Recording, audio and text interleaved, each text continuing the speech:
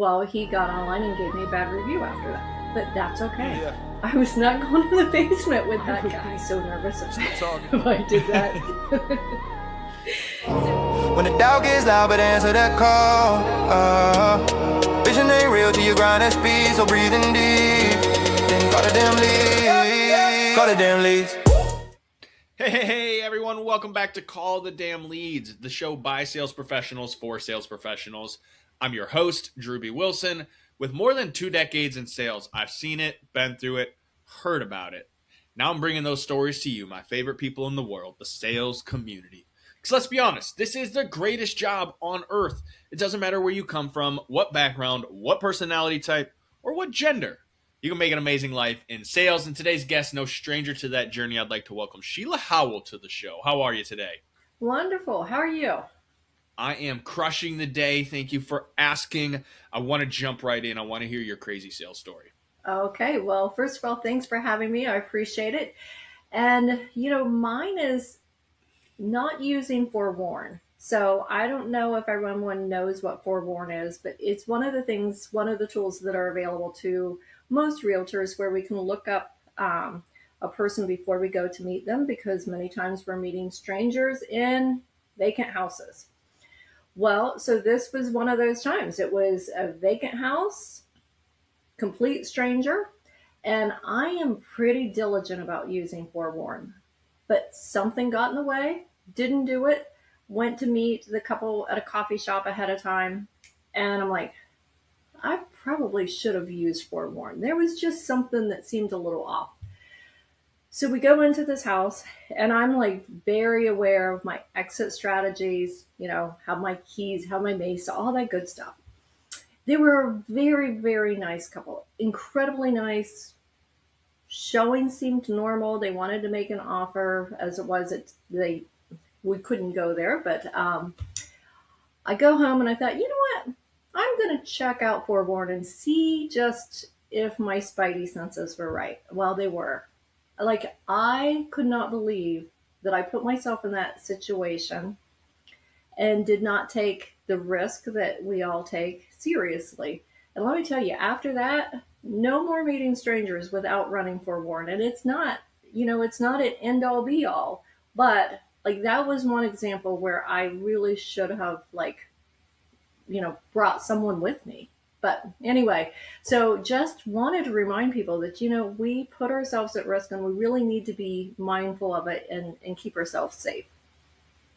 Sheila, this is a super interesting topic. It is not one that we have really covered in 160 plus episodes. So I appreciate that you're going there, and I want to go down this rabbit hole for a minute because I'm a 6'2" male. I'm covered in tattoos. Like, I've never really had to be overly concerned, but I can definitely say that I've driven to some places and sat in some homes and apartments and looked around and gone, might be in a bit of a pickle here. And so it's interesting because I recognize it, especially now, as I said in the intro, like more and more women are getting into sales. Mm-hmm. And especially in the real estate, as you said, you're going to meet total strangers in places that most people, there's nobody around.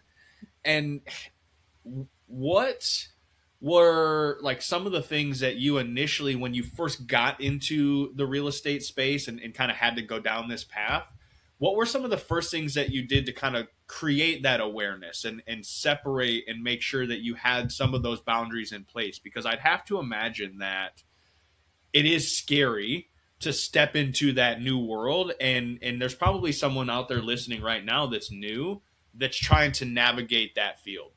Yes. So definitely using Forewarn, but again, that doesn't cover everything. Mm-hmm.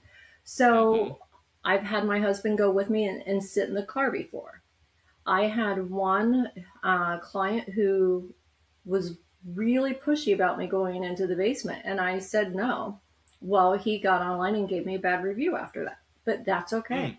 I was not going to the basement with that guy.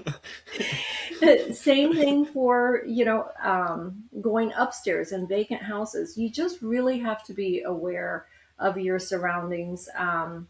Whether it be mace, I know some people carry that. That's not for me. Sure. I would be so nervous if if I did that. So that would not be for me. But and I have, even if I have like a friend of mine, another female agent go with me, having two people, there's something there that says, okay, I've got someone looking out for my back and vice versa. And, most of us, like if I had another agent call and say, hey, I'm meeting a stranger and I'm not real comfortable, I would say, of course I'll go with you. And, it's not about asking for a fee or part of their commission or anything. You just do it because, we're all in this game together. And, we have to keep each other safe. Yeah, you're absolutely right. And that is the benefit of being in a community where people do look out for each other. That's one of the other things I love about sales is there's definitely a camaraderie there. And something that I get from you right off the bat is that you're very much just who you are. Right. I get the feeling that you're just a very down home, authentic individual. You care about your people, your community. And so there's something to be said about that from a sales and branding perspective, because one of the things I know in real estate, especially, let's be honest, there are probably what, 10,000 other agents in your market of Central Ohio alone, something like Right. that. Exactly. There's a ton of us, and we say, you go in any room and you're going to meet another person in real estate very quickly. So, yeah, and I think that knowing who your client avatar is really important because you can't be all things to all people. So, Ooh, so and you're true. right. I grew up in the country, and there are some areas in Central Ohio that I was like, I could hold my own, but I don't necessarily want to work with them. Um, you know, and I'm going to say things like, I'm gonna, you know, that's just the way I talk. It's who I am, and I'm okay with that. So, I found my niche. I work with people that I like to work with. Like I could work with investors, like or commercial real estate. I don't need a separate license in Central Ohio to do that, but that's not my sweet spot, and that Mm. isn't, what jazzes me up and gets me excited about doing my job. I want to keep pulling that thread a minute because, especially in real estate, not to keep picking on you guys, but it's really easy because, A, there's a lot of you, and a lot of you are really terrible at it. No offense, maybe just a little bit. But the you don't have to be all things for everyone. And what I've always found interesting in real estate for the younger agents, especially, is they're like, yeah, I'm looking for anybody that wants to buy or sell. Buy And I'm like, no, yourself. you're not. I'm Yeah. like, no, you're not. I'm like, because if I showed up and I'm like, hey, I got 25 clients that are ripping and roaring and ready to go, and you get all excited, and then I tell you that they're all trying to sell trailers for like $5,000 to $8,000, you're gonna look at me and be like, why would you bring me this trash? And Right. I'm like, one man's trash is another man's treasure, though, because somebody Exactly. that's in the know might be like, wait, is this like a mobile home park and I can buy this whole thing out? Like, Right. talk a little bit about putting yourself in a lane where you're comfortable, especially for the newer real estate agents, because that's not an easy thing for them to do. No, you're right. So when I moved out of corporate marketing, I really struggled because I had imposter syndrome. Like I was like, okay, my sphere only knows me as a corporate marketer. And I wasn't comfortable marketing myself, which is a real estate agent. That's kind of sort of what you are, right? You're kind of marketing yourself. But I had to spin that, and I know I'm going down a different path, and I promise I'll circle back. But It's okay, go for it. it, It's it going to be was, relevant, you guys. I already know. but I had to convince myself that I was not marketing myself. I was helping them, and I was marketing the real estate. So, if I have a listing, it's not that I'm selling myself, I'm selling this piece of property, and I'm helping that seller get the very most out of that property. And so that helped me kind of get over the imposter syndrome. I also joined a mentorship program that helped me. In that mentorship program also helped me kind of fine tune my client avatar. So it wasn't going out to just everyone. But as you start to talk to people, you also find out kind of where you feel comfortable. And so, for example, I've been working a lot with veterans, and like we just work really, really well together. I think some, well, the ones that I'm working with, they've all relocated. Their family's not close, and I'm a Mm. little older, so I kind of fit into the mother figure for them, I think, in a way.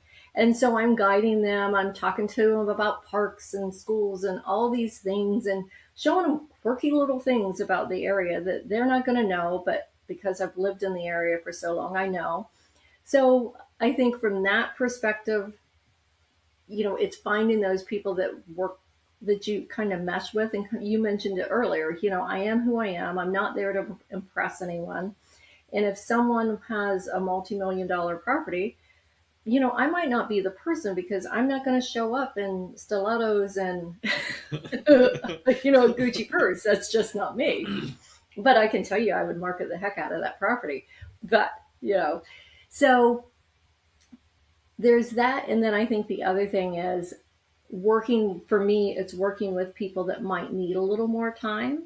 And again, that's not for every agent, but for me, Mm. it's like I don't mind taking that time and being really nurturing and helping them along the way, whether it's buying or selling. It's more about who they are and what their needs are, and I feel like I fit that niche really well. Whereas other agents, that's not for them. It would drive them crazy if they had to sit and like go over the same part of the contract multiple times. And that's Mm. okay. I love that you said that, and it's something that I really, when I'm working with agents and coaching people along the way, success is a perspective. My Hmm. version, very different than yours, Sheila. If we were to go back in time and talk to our parents on the day that we were born, interview style, and be like, hey, when Sheila's all grown up, what is she going to be doing that she's going to be super successful? It would be so wildly different of a story than where we are now. Like, could you imagine? It would be pretty cool, though. Maybe someday. Right. But the point really comes back to, if you found a lane for yourself, Sheila, that makes you confident, makes you comfortable, and not comfortable in a way that it's like, oh, well, you're not working hard enough. It's like, no, this is where I know I can truly be of service to my Hmm. clients. And what I would imagine, and tell me if I'm way off base, is that it's made your life a little more fun, and it's made the job a little easier to do on the day to day, even when you're having those days. Because let's be honest, real estate the last couple of years, it's been a little bit of a wild ride. It has Um, been. and so, what are the things that you do to remind yourself on those tough days to just stick to it and to keep moving forward? Well, so when I worked for Victoria's Secret, we used to say it's just bras and panties. So when, it's not brain surgery, it's just bras and panties. But when you're talking about someone's house, it's hard to have that kind of flippant attitude, right? Because it's their Mm. house, it's their biggest investment. And so it's kind of coming back and level setting to that, where it's like, okay, you know what?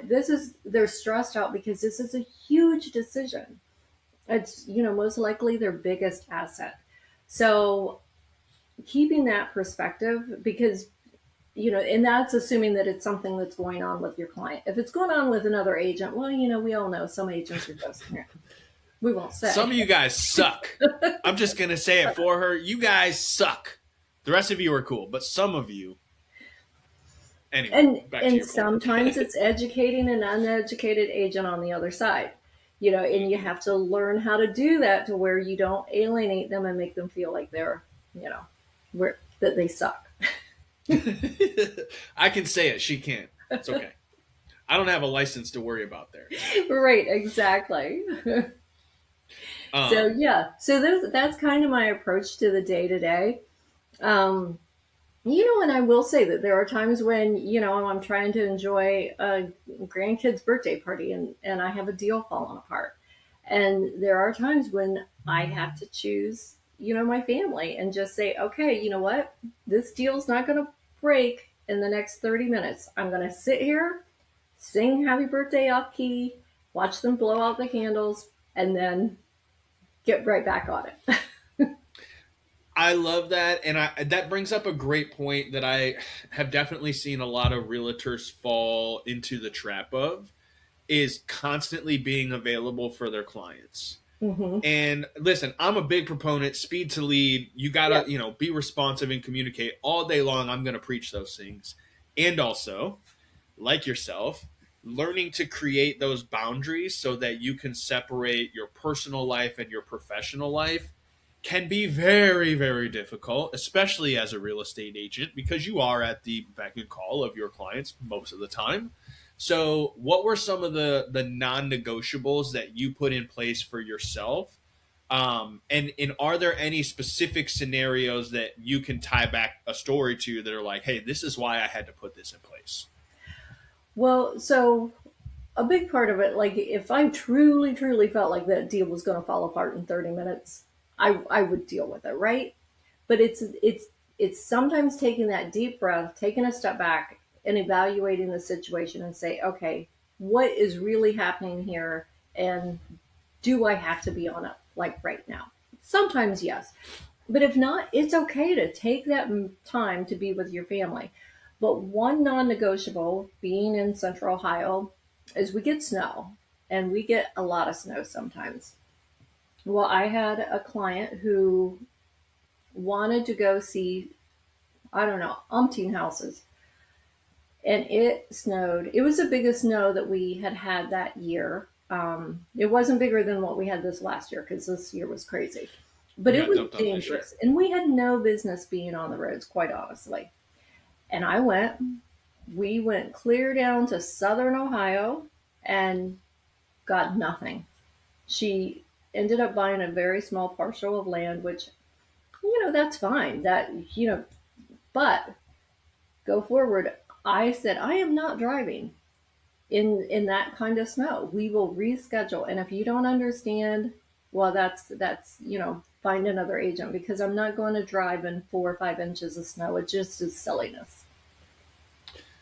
I mean, that's a pretty good reason to put that boundary in place. I live up in Toledo, Ohio, so like I understand No. that sometimes it's cool, and for the most part, even if it's just a couple inches, we can handle it. But some days I'm Right. just like, I'm not. No, like every single dum dum out there is driving into the ditch right now. I'm not doing it. No way, no how. But there's an agent out there that would have, and Hmm. early you definitely did, and that's why you. It's so important to have these experiences, right? We're all going to make the mistakes along the Hmm. way. It's also why this show exists to help you maybe avoid some of those mistakes and pitfalls, but you're still going to have to make some. Yep. But it is putting those boundaries in place for yourself and really sticking to them. Hmm. And like you said, it's learning to create a prioritization ladder for yourself of, okay, well, these are like tier one, this would be a tier two, this is a listen, ain't nothing gonna burn down in the next 24 hours. I will get to that tomorrow. And Yes. learning to, as you said, be okay with that. Hmm. And knowing how many of you guys are all following the biggest and the baddest influence on social media, and they're all just running, grind, sell, sell, sell. um I appreciate your reminder, Sheila, to just be you and to really Hmm. just lean in on that, because there is a strategy to the branding and the marketing aspect as an agent that plays into all of the things that you've said today. So I would be remiss if I didn't ask for you, like, what are the top couple of strategies you're using in your real estate business to find new clients and to continue bringing in the right type of clients? Yeah. So for me, Spear is a little weird because my Spear, like I said, it's difficult for me to like sell them that I'm the agent, right? I'm going Um, to pause you for 1 second. I don't mean to do this and interrupt you, but this is the one thing I'm going to say to all of you who are listening. Your strangers are more likely to become your client than your friends and your family. You're always going to have a few diehards, but don't just rely on your friends and family to build your business. Get comfortable talking to strangers. I'm sorry, Sheila. Go ahead. I just had to get that 100, out. 100%. Yes, I totally agree with that. And so for me, a big part of it is referrals. So, like I said, my veterans are very loyal to me. And so, I'm lucky that there is a group of new veterans that seem to be coming into the area for a project. So, that's wonderful. I also do a fair amount of geo farming. So, getting out there, doing the mailers, doing, and then following up CMAs. And then the other thing, like you said, I talk to people. It's part of my personality. I could see that. I can see you're very friendly. So, whether it be at the coffee shop, wherever, and I'm not embarrassed to wear the I'm a realtor shirt or my brokerage shirt, you name it. It's like I'll go out plastered up. Yes, exactly. Every day. and having those conversations. Now, those are longer. They tend to be they're not always the one, but sometimes they know of someone. And so it's making relationships. And then the other thing is we have Bold Trail in our agency, and we can very easily do promoted post on Facebook. And so, it's inexpensive.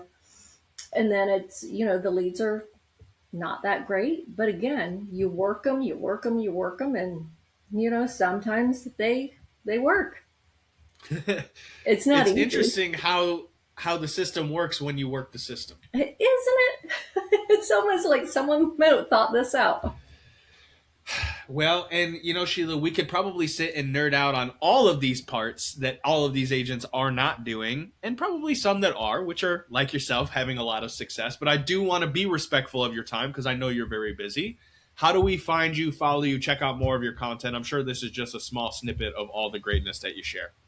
Yeah, so definitely, I've got my website, realtorsheilahowell.com, and then, on the socials, it's Sheila Howell, Sheila Howell Realtor, and then Red One, because I need to keep my brokerage on my socials, which not all agents do, but I try to be very diligent about keeping my Red One brokerage attached to my name for anything real estate. Listen, there's nothing wrong with being proud of the team that you play on. Yes. This is one of the things that I've learned is that everyone is their own unique character on the team, but it's okay to celebrate the team because the team is what comes together to help you win. So, Sheila, thank you again for taking the time to be here with us today. Well, thank you for having me. It was great talking with you.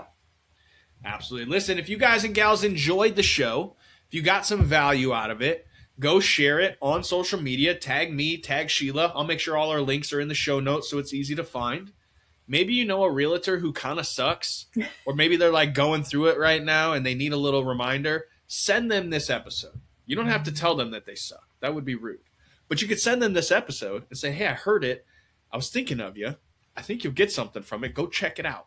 Because that's what this show is all about. Spreading the message, helping people get dialed in, figure out how to make more sales, because that's what we're here for, and build a life that they're proud of, just like Sheila did. And maybe you've got a pretty awesome life. Maybe you've got a story from sales that's gotten you where you are. I'd love to hear it. I'd love to bring you on the show. Head over to callthedamnleads.com/podcast. Send us your details. Get signed up.